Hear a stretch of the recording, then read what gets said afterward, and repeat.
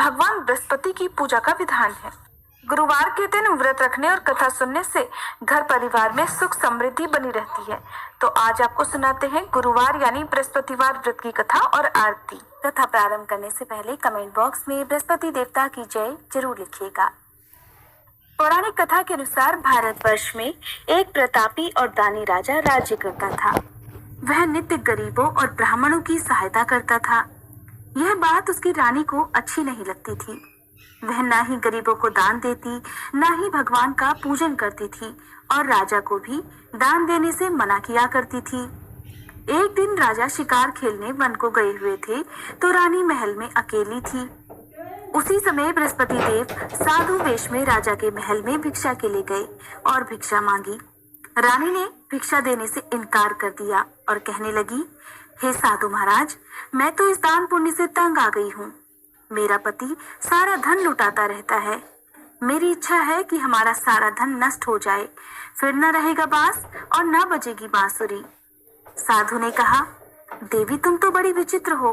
धन संतान तो सभी चाहते हैं, पुत्र और लक्ष्मी तो पापी के घर में भी होनी चाहिए। यदि तुम्हारे पास अधिक धन है तो भूखों को भोजन दो, प्यासों के लिए प्याऊ बनवाओ, मुसाफिरों के लिए धर्मशालाएं खुलवाओ। जो निर्धन अपनी कुंवारी कन्याओं का विवाह नहीं कर सकते, उनका विवाह करा दो। ऐसे और कई काम हैं जिनके करने से तुम्हारा यश लोक परलोक में फैलेगा। परंतु रानी पर उपदेश का कोई प्रभाव न पड़ा। वह बोली, महाराज आप मुझे कुछ मत समझाइए। मैं ऐसा धन नहीं चाहती जो हर जगह बांटती फिरूं। साधु ने उत्तर दिया, यदि तुम्हारी ऐसी ही इच्छा है तो तथास्तु। तुम ऐसा करना कि बृहस्पतिवार को घर लीपकर पीली मिट्टी से अपना सिर धोकर स्नान करना, भट्टी चढ़ाकर कपड़े धोना। ऐसा करने से तुम्हारा सारा धन नष्ट हो जाएगा। इतना कहकर वह साधु महाराज वहां से आलोप हो गए। साधु के कहे अनुसार कई बातों को पूरा करते हुए रानी को केवल 3 बृहस्पतिवार ही बीते थे कि उसकी समस्त धन संपत्ति नष्ट हो गई। भोजन के लिए राजा का परिवार तरसने लगा। तब एक दिन राजा रानी से बोला, हे रानी तुम यहीं रहो, मैं दूसरे देश को जाता हूँ। क्योंकि यहाँ पर सभी लोग मुझे जानते हैं, इसलिए मैं कोई छोटा कार्य नहीं कर सकता। ऐसा कहकर राजा परदेश चला गया। वहां वह जंगल से लकड़ी काट कर लाता और शहर में बेचता। इस तरह वह अपना जीवन व्यतीत करने लगा। इधर राजा के परदेश जाते ही रानी और दासी दुखी रहने लगी। एक बार जब रानी और दासी को 7 दिन तक बिना भोजन के रहना पड़ा, तब रानी ने अपनी दासी से कहा, हे दासी, पास ही के नगर में मेरी बहन रहती है। वह बड़ी धनवान है। तू उसके पास जा और कुछ ले आ, ताकि थोड़ी बहुत गुजर बसर हो जाए। दासी रानी की बहन के पास गई। उस दिन गुरुवार था और रानी की बहन उस समय बृहस्पतिवार व्रत की कथा सुन रही थी। दासी ने रानी की बहन को अपनी रानी का संदेश दिया, लेकिन रानी की बड़ी बहन ने कोई उत्तर नहीं दिया। जब दासी को रानी की बहन से कोई उत्तर नहीं मिला तो वह बहुत दुखी हुई और उसे क्रोध भी आया। दासी ने वापस आकर रानी को सारी बात बता दी। सुनकर रानी ने अपने भाग्य को खूब कोसा। उधर रानी की बहन ने सोचा कि मेरी बहन की दासी आई थी, परंतु मैं उससे नहीं बोली, इससे वह बहुत दुखी हुई होगी। कथा सुनकर और पूजन समाप्त कर वह अपनी बहन के घर आई और कहने लगी, हे बहन, मैं बृहस्पतिवार का व्रत कर रही थी। तुम्हारी दासी मेरे घर आई थी, परंतु जब तक कथा होती है तब तक ना तो उठते हैं और ना ही बोलते हैं, इसलिए मैं नहीं बोली। कहो दासी क्यों गई थी? रानी बोली, बहन तुमसे क्या छुपाऊं, हमारे घर में खाने तक को अनाज नहीं था। ऐसा कहते कहते रानी की आंखें भर आई। उसने दासी समेत पिछले 7 दिनों से भूखे रहने की बात अपनी बहन को विस्तार पूर्वक सुना दी। रानी की बड़ी बहन बोली, देखो बहन, भगवान बृहस्पति देव सबकी मनोकामनाओं को पूर्ण करते हैं। देखो शायद तुम्हारे घर में अनाज रखा हो। पहले तो रानी को विश्वास नहीं हुआ, पर बहन के आग्रह करने पर उसने अपनी दासी को अंदर भेजा तो उसे सचमुच अनाज से भरा एक घड़ा मिल गया। यह देखकर दासी को बड़ी हैरानी हुई। दासी रानी से कहने लगी, हे रानी, जब हमको भोजन नहीं मिलता तो हम व्रत ही तो करते हैं, इसलिए क्यों ना इनसे व्रत और कथा की विधि पूछ ली जाए ताकि हम भी व्रत कर सके। तब रानी ने अपनी बहन से बृहस्पतिवार व्रत के बारे में पूछा।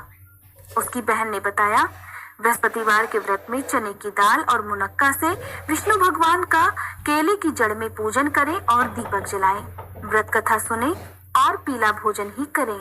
इससे बृहस्पति देव प्रसन्न होते हैं।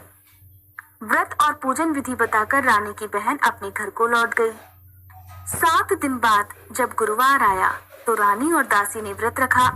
घुड़साल में जाकर चना और गुड़ लेकर आई, फिर उससे केले की जड़ और विष्णु भगवान का पूजन किया। अब पीला भोजन कहाँ से आए? इस बात को लेकर दोनों बहुत दुखी थे। क्योंकि उन्होंने व्रत रखा था, इसलिए बृहस्पति देव उनसे प्रसन्न थे। इसलिए वे एक साधारण व्यक्ति का रूप धारण कर 2 थालों में सुंदर पीला भोजन लेकर आए। भोजन को दासी को देकर चले गए। भोजन पाकर दासी प्रसन्न हुई और फिर रानी के साथ मिलकर भोजन ग्रहण किया। उसके बाद वे सभी गुरुवार को व्रत और पूजन करने लगी। बृहस्पति भगवान की कृपा से उनके पास फिर से धन संपत्ति आ गई, परंतु रानी पहले की तरह फिर से आलस्य करने लगी। तब दासी कहने लगी, देखो रानी, तुम पहले भी इस प्रकार आलस करती थी, तुम्हें धन रखने में कष्ट होता था, इसी कारण सभी धन नष्ट हो गया। और अब जब भगवान बृहस्पति की कृपा से धन मिला है तो तुम्हें फिर से आलस्य होता है। रानी को समझाते हुए दासी कहती है कि बड़ी मुसीबतों के बाद हमने यह धन पाया है, इसलिए हमें दान पुण्य करना चाहिए, भूखे मनुष्यों को भोजन कराना चाहिए और धन को शुभ कार्यों में खर्च करना चाहिए, जिससे तुम्हारे कुल का यश बढ़ेगा, स्वर्ग की प्राप्ति होगी और पितृ प्रसन्न होंगे। दासी की बात मानकर रानी अपना धन शुभ कार्यों में खर्च करने लगी, जिससे पूरे नगर में उसका यश फैलने लगा। बृहस्पतिवार व्रत कथा के बाद श्रद्धा के साथ आरती की जानी चाहिए। इसके बाद प्रसाद बांटकर उसे ग्रहण करना चाहिए। एक दिन दुखी होकर जंगल में एक पेड़ के नीचे राजा आसन जमाकर बैठ गया। वह अपनी दशा को याद करके व्याकुल होने लगा। उस दिन बृहस्पतिवार का दिन था। एकाएक उसने देखा कि निर्जन वन में एक साधु देवता प्रकट हुए। वह साधु वेश में स्वयं बृहस्पति देवता थे। लकड़हारे के सामने आकर बोले, हे लकड़हारे, इस सुनसान जंगल में तू चिंता मगन क्यों बैठा है? लकड़हारे ने दोनों हाथ जोड़कर प्रणाम किया और उत्तर दिया, महात्मा जी, आप सब कुछ जानते हैं, मैं क्या कहूँ। यह कहकर वह रोने लगा और साधु को अपनी आत्मकथा सुनाई। महात्मा जी ने कहा, तुम्हारी स्त्री ने बृहस्पति के दिन बृहस्पति भगवान का निरादर किया था, जिसके कारण रुष्ट होकर उन्होंने तुम्हारी यह दशा कर दी। अब तुम चिंता को दूर करके मेरे कहने पर चलो तो तुम्हारे सब कष्ट दूर हो जाएंगे और भगवान पहले से भी अधिक संपत्ति देंगे। तुम बृहस्पति के दिन कथा किया करो। 2 पैसे के चने मुनक्का लाकर उसका प्रसाद बनाओ और शुद्ध जल से लोटे में शक्कर मिलाकर अमृत तैयार करो। कथा के पश्चात अपने सारे परिवार और सुनने वाले प्रेमियों में अमृत और प्रसाद बांटकर आप भी ग्रहण करो। ऐसा करने से भगवान तुम्हारी सब मनोकामनाएं पूरी करेंगे। साधु के ऐसे वचन सुनकर लकड़हारा बोला, हे प्रभु, मुझे लकड़ी बेचकर इतना पैसा नहीं मिलता जिससे भोजन के उपरांत मैं कुछ बचा सकूं। मैंने रात में अपनी स्त्री को व्याकुल देखा है। मेरे पास कुछ भी नहीं जिससे मैं उसकी खबर मंगा सकूं। साधु ने कहा, हे लकड़हारे, तुम किसी बात की चिंता मत करो। बृहस्पति के दिन तुम रोजाना की तरह लकड़ियां लेकर शहर को जाओ। तुमको रोज से 2 गुना धन प्राप्त होगा, जिससे तुम भली भांति भोजन कर लोगे और बृहस्पति देव की पूजा का सामान भी आ जाएगा। इतना कहकर साधु अंतर्ध्यान हो गए। धीरे धीरे समय व्यतीत होने पर फिर वही बृहस्पतिवार का दिन आया। लकड़हारा जंगल से लकड़ी काटकर किसी शहर में बेचने गया। उसे उस दिन और दिन से अधिक पैसा मिला। राजा ने चना गुड़ आदि लाकर गुरुवार का व्रत किया। उस दिन से उसके सभी क्लेश दूर हुए, परंतु जब दोबारा गुरुवार का दिन आया तो बृहस्पतिवार का व्रत करना भूल गया। इस कारण बृहस्पति भगवान उससे नाराज हो गए। उस दिन उस नगर के राजा ने विशाल यज्ञ का आयोजन किया और शहर में यह घोषणा करा दी कि कोई भी मनुष्य अपने घर में भोजन न बनावे, न आग जलावे, समस्त जनता मेरे यहाँ भोजन करने आवे।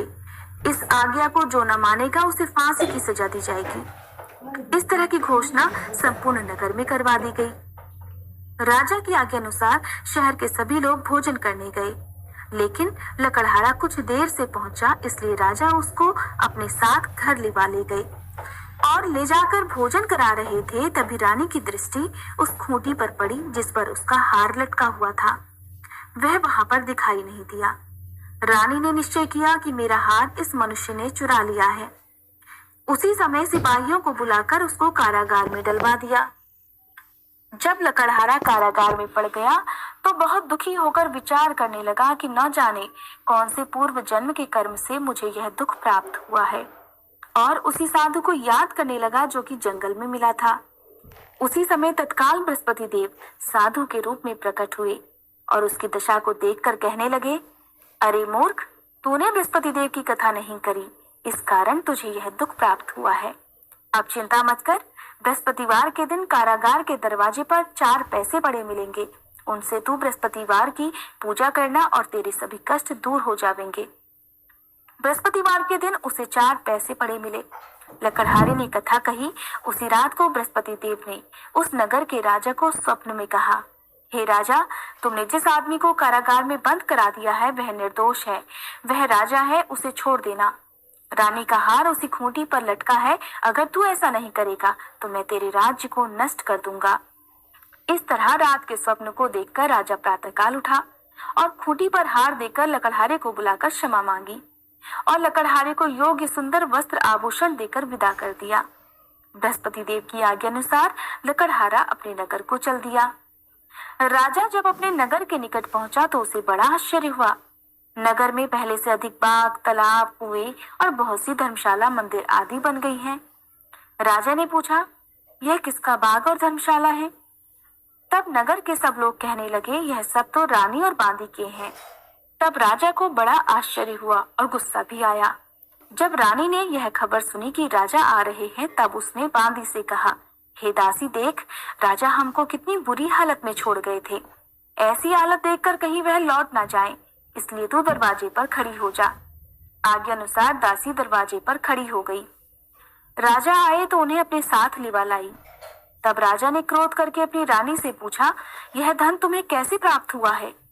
तब उन्होंने कहा, हमें यह सब धन बृहस्पति देव के इस व्रत के प्रभाव से प्राप्त हुआ है।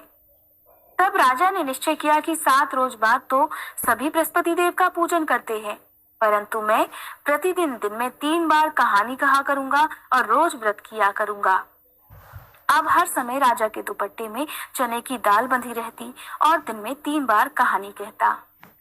एक रोज राजा ने विचार किया कि चलो अपनी बहन के यहाँ हो आवे। इस तरह निश्चय कर राजा घोड़े पर सवार होकर अपनी बहन के यहाँ को चलने लगा। मार्ग में उसने देखा कुछ आदमी एक मुर्दे को लिए जा रहे हैं।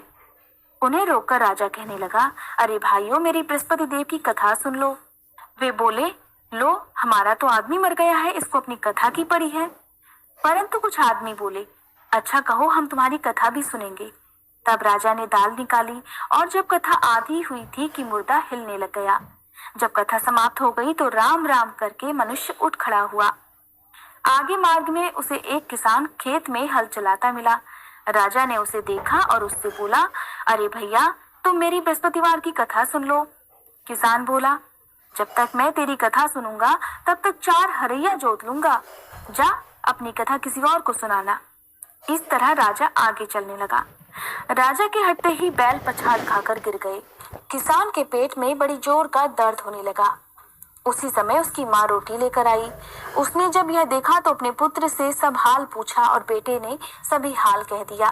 तो बुढ़िया दौड़ी दौड़ी उस घड़सवार के पास गई और उससे बोली कि मैं तेरी कथा कही। वह देखने लगा कि सभी लोग भोजन कर रहे हैं। राजा ने अपनी बहन से कहा, ऐसा कोई मनुष्य है जिसने भोजन ना किया हो? मेरी बृहस्पतिवार की कथा सुन ले। बहन बोली, हे भैया, यह देश ऐसा ही है। पहले यहाँ लोग भोजन करते हैं और बाद में अन्य काम करते हैं। अगर कोई पड़ोस में हो तो देखाऊं। वह ऐसा कहकर देखने चली गई, परंतु उसे कोई ऐसा व्यक्ति नहीं मिला जिसने भोजन ना किया हो। अतः वह एक कुम्हार के घर गई जिसका लड़का बीमार था। उसे मालूम हुआ कि उनके यहाँ 3 रोज से किसी ने भोजन नहीं किया है। रानी ने अपने भाई की कथा सुनने के लिए कुम्हार से कहा तो वह तैयार हो गया। राजा ने जाकर बृहस्पतिवार की कथा कही, जिसको सुनकर उसका लड़का ठीक हो गया। अब तो राजा की प्रशंसा होने लगी। एक रोज राजा ने अपनी बहन से कहा, बहन, अब हम अपने घर को जाएंगे, तुम भी तैयार हो जाओ। राजा की बहन ने अपनी सास से कहा। सास ने कहा, हाँ चली जा, परंतु अपने लड़कों को मत ले जाना, क्योंकि तेरे भाई की कोई औलाद नहीं है। बहन ने अपने भैया से कहा, हे भैया मैं तो चलूंगी, पर कोई बालक नहीं जाएगा। राजा बोला, जब कोई बालक नहीं चलेगा तब तुम भी क्या करोगी? बड़े दुखी मन से राजा अपने नगर को लौट आया। राजा ने अपनी रानी से कहा, हम निर्वंशी राजा हैं, हमारा मुंह देखने का धर्म नहीं है, और कुछ भोजन आदि भी नहीं किया। रानी बोली, हे प्रभु, बृहस्पति देव ने हमें सब कुछ दिया है, वह हमें औलाद भी अवश्य देंगे। उसी रात को बृहस्पति देव ने राजा से स्वप्न में कहा, हे राजा उठ, सभी सोच त्याग दे, तेरी रानी गर्भ से है। राजा को यह बात सुनकर बड़ी खुशी हुई। 9वें महीने रानी के गर्भ से एक सुंदर पुत्र पैदा हुआ। तब राजा बोला, हे रानी, स्त्री बिना भोजन के रह सकती है, पर बिना कहे नहीं रह सकती, इसलिए जब मेरी बहन आए तब तुम उससे कुछ मत कहना। रानी ने सुनकर हाँ कर दिया। जब राजा की बहन ने यह शुभ समाचार सुना तो वह बहुत खुश हुई और बधाई लेकर अपने भाई के यहाँ आई। तब रानी ने कहा, घोड़ा चढ़कर तो नहीं आई, गधा चढ़ी आई। राजा की बहन बोली, भाभी मैं इस प्रकार ना कहती तो तुम्हें औलाद कैसे मिलती? बृहस्पति देव ऐसे ही हैं, जैसी जिसके मन में कामनाएं हैं सभी को पूर्ण करते हैं, और जो सद्भावना पूर्वक बृहस्पतिवार का व्रत करता है और कथा पढ़ता है अथवा दूसरों को सुनाता है या सुनता है, बृहस्पति देव उनकी सभी मनोकामनाएं पूर्ण करते हैं। ये थी बृहस्पतिवार व्रत कथा। अब सुनिए आरती। ओम जय बृहस्पति देवा, स्वामी जय बृहस्पति देवा, छिन छिन भोग लगाऊं कदली फल मेवा। ओम जय बृहस्पति देवा, तुम पूर्ण परमात्मा, तुम अंतर्यामी, स्वामी तुम अंतर्यामी, जगत पिता जगदीश्वर, तुम सबके स्वामी। ओम जय बृहस्पति देवा, चरणामृत निज निर्मल, सब पातक हरता, स्वामी सब पातक हरता, सकल मनोरथ दायक, कृपा करो भरता। ओम जय बृहस्पति देवा, तन मन धन अर्पण कर, जो जन शरण पड़े, स्वामी जो जन शरण पड़े, प्रभु प्रकट तब होकर आकर द्वार खड़े। ओम जय बृहस्पति देवा, दीन दयाल दयानिधि, भक्तन हितकारी, स्वामी भक्तन हितकारी, पाप दोष सब हरता, भव बंधन हारी। ओम जय बृहस्पति देवा, सकल मनोरथ दायक, सब संशय तारो, स्वामी सब संशय तारो, विषय विकार मिटाओ, संतन सुखकारी। ओम जय बृहस्पति देवा, जो कोई आरती तेरी प्रेम सहित गावे, स्वामी प्रेम सहित गावे, ज्येष्ठानंद वंद सो सो निश्चय पावे। ओम जय बृहस्पति देवा, ओम जय बृहस्पति देवा, स्वामी जय बृहस्पति देवा, छिन छिन भोग लगाऊं कदली फल मेवा। ओम जय बृहस्पति